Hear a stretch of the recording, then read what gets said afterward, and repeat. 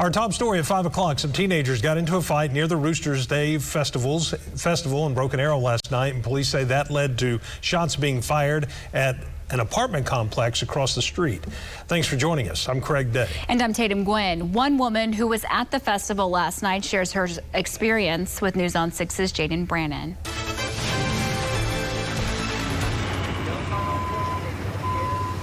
Craig and Tatum, Shelly Ventura tells me she just moved to Broken Arrow a few months ago. So she and her kids wanted to check out the festival. What they didn't expect was to hear gunshots.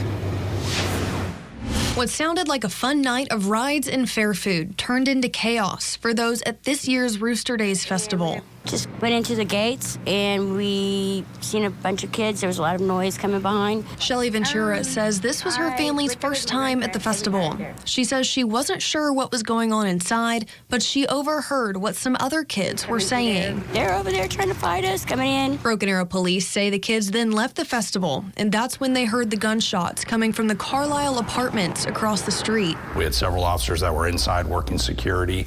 When they heard the gunshots, immediately sprinted to the area of where they heard the gunshots. Captain Josh McCoy says police have arrested the juvenile who had the gun, and he says this person has been in trouble before. They're known auto burglars in the city of Broken Arrow. We have dealt with them. They have been arrested before. Captain McCoy says these kids never would have gotten their hands on a gun if vehicles had been locked. But you should always take cautions in the day that we live in, not to leave your property out, expose something that could be stolen, and create a crime of opportunity for someone who just happens to be walking through your neighborhood in the middle of the night. As for Shelly, she's thankful for the quick police response, so she plans to head back to the festival this weekend. I know it can happen anywhere, so it's not completely surprising. Really wonderful that the police are right there to take care of it and jump on it.